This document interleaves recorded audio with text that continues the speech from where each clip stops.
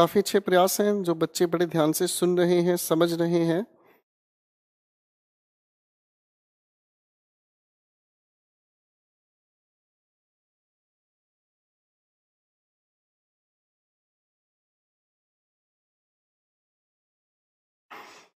बड़े ध्यान से सीखने समझने पर एक चीज हमें समझ में आती है कि ट्रांसफॉर्मेशन होता है वॉइसेस का, मतलब जिसके अंदर हम किसी भी फॉर्म को एक तरफ से दूसरे तरफ के स्ट्रक्चर में लेकर चलते हैं, और इसी की वजह से इसे डायथीसिस भी कहा जाता है। हालांकि दो ही अभी वॉइसेस का जिक्र मैं उठाऊंगा, तीसरे वॉइस पर मैं आपको धीरे धीरे लेकर चलूंगा।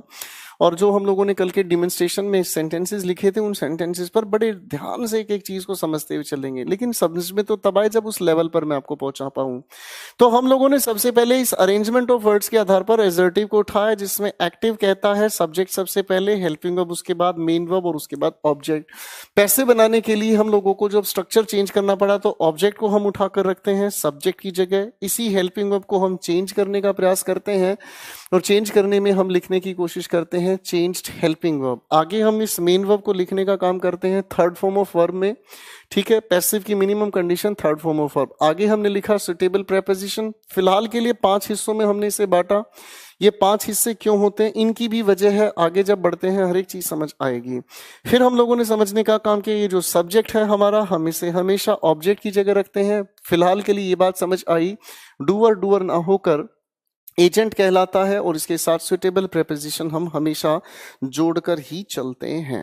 अब हमें एक चीज समझ नहीं आई, देखो इतनी कहानी तो अभी इंट्रोडक्शन की चल रही है, अभी हम लोगों ने कौन सा वॉइसेस बनाने शुरू किए, अभी तो ये इंट्रोडक्शन है।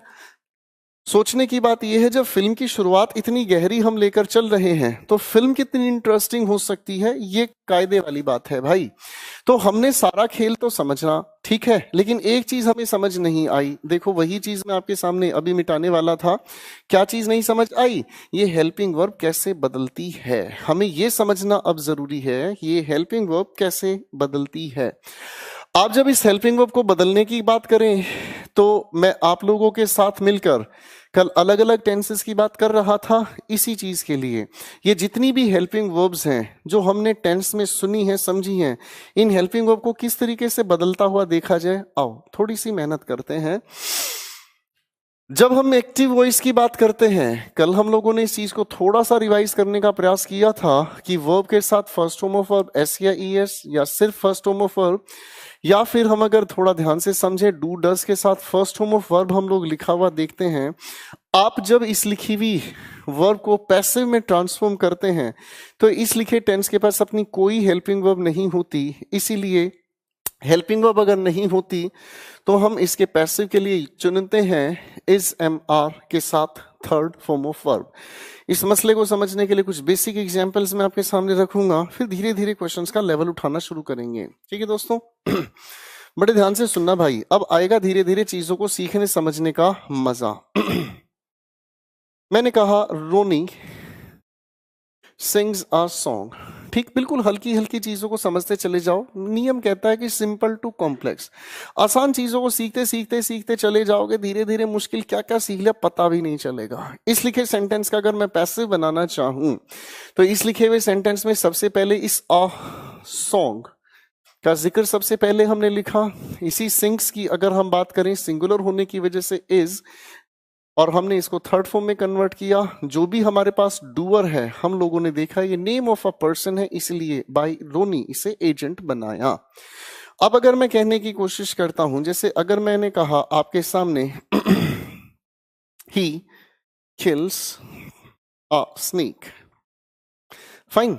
अगर मैं इस लिखी हुई बातचीत को थोड़ा ध्यान से समझूं, ही किल्स अ स्नेक, मैं इस लिखी हुई बातचीत का अगर पैसे बनाना चाहूं तो पहले हम लोगों ने लिखने की कोशिश की अ स्नेक इज किल्ड, और जो भी ये डूअर है हम इसे एजेंट बनाते हैं प्रेपोजिशन बाय लगाकर, और ये हुई हमारी बातचीत। ठीक है दोस्तों, कमेंट से बचें, फिर कह रहा हूं कमेंट्स का जिक्र बिल्कुल लास्ट में लेंगे। जो आपको पूछना आराम से पूछें, अब सिर्फ सीखने पढ़ने की कोशिश करें। आपके सामने जो लिख रहा हूं मैं, ये तो हुआ हमारे सामने इतनी सी बात। अगर मेरे भाई इसी लिखे हुए ही किल्स अ स्नेक में इस ही को हटाकर, मैं अगर इस ही को हटाकर अगर मैं कहने का काम करूं एक छोटा सा सेंटेंस के अंदर बदलाव, और मैंने लिखा एन एरो, और सेंटेंस बनता है an arrow kills a snake. तो बेटा इस लिखे हुए सेंटेंस के अंदर ये जो भी कुछ लिखा है इसका तो पैसिव यही बनाओगे भाई, हाँ या ना। और इस एन एरो को उठाकर आप इस हिम की जगह लिखने की कोशिश करोगे, कुछ ऐसा ही लिखोगे। क्या मैं ठीक कह रहा हूं? तो अब एन एरो अपने आप में ऑब्जर्व किया जा सकता है, ये नेम ऑफ अ पर्सन नहीं। बोलो हाँ, ये नेम ऑफ अ पर्सन अपने आप में नहीं, ये तो टूल या इंस्ट्रूमेंट का नाम है। इसीलिए हम लोग यहाँ पर बाई को हटाकर प्रेपोजिशन का यूज करते हैं। क्या चीज? विद। क्लियर है भाई? अरे हाँ है ना। चलो ठीक है। अब इसी सवाल में थोड़ा सा फिर परिवर्तन अगर मैं करने की कोशिश करूं, मैंने कहा आपके सामने this jar contains a snake, तो पैसिव बनाने का प्रयास करते हैं। फिर वही सिलसिला, पहले हम लोगों ने लिखने की कोशिश की अ स्नेक, आगे इस लिखी हुई कंटेन्स की बात करते हैं तो इज कंटेन्ड। ठीक है दोस्तों, तो इस दिस जार को अगर हम यहां लिखने का प्रयास करें तो ऑब्जर्व करने की कोशिश करो भाई साहब, इस दिस जार का इनफैक्ट कौन सी कैटेगरी है? क्या ये नेम ऑफ अ पर्सन है? बिल्कुल नहीं। क्या ये कोई टूल इंस्ट्रूमेंट है? बिल्कुल नहीं। ये तो एक ऐसी चीज है जिसमें स्नेक को रखा गया। इसका मतलब मीडियम की बात हुई और इसी के लिए हमने सुटेबल प्रेपोजिशन को चुना इन। थोड़ा इसे याद रखा जाएगा तो बेहतर होगा। ठीक, अगर मैं आगे बात करने का प्रयास करूं जैसे मैंने कहा ईशा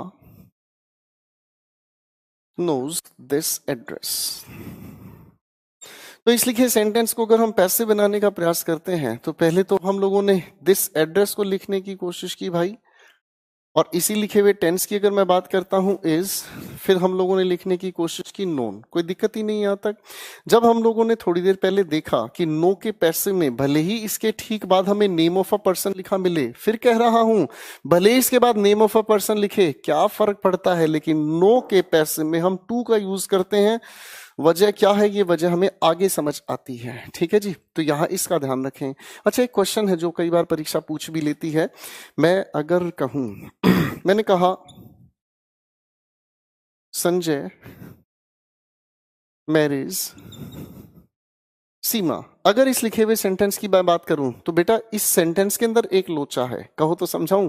मैं इसे मजाक में अक्सर कहता हूं कि जब शादी करते हैं आप तो शादी बेसिकली लफड़े वाली चीज है। शादी बेसिकली दो तरीके से होती है। मैं बता दूं आपको, सुनोगे? शादी बेसिकली दो तरीके से होती है। मैं यहां पर इस बारे में जिक्र करूंगा आपके सामने।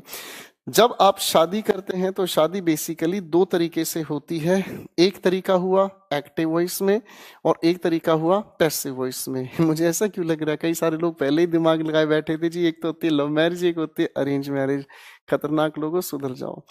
जब आप इस मैरिज शब्द को यूज करते हैं तो ये दो तरीके के स्ट्रक्चर में आपको डैमेज पहुंचाता है, एक एक्टिव वॉइस में और एक पैसिव वॉइस में। आप जब इसे एक्टिव वॉइस में यूज करते हैं तो याद रखिएगा इसके साथ किसी भी तरह की कोई भी प्रेपोजिशन नहीं। ध्यान से सुनिएगा मैंने क्या कहा, इसमें किसी भी तरीके की कोई भी प्रेपोजिशन हम यूज नहीं करते। पहली बात तो ये।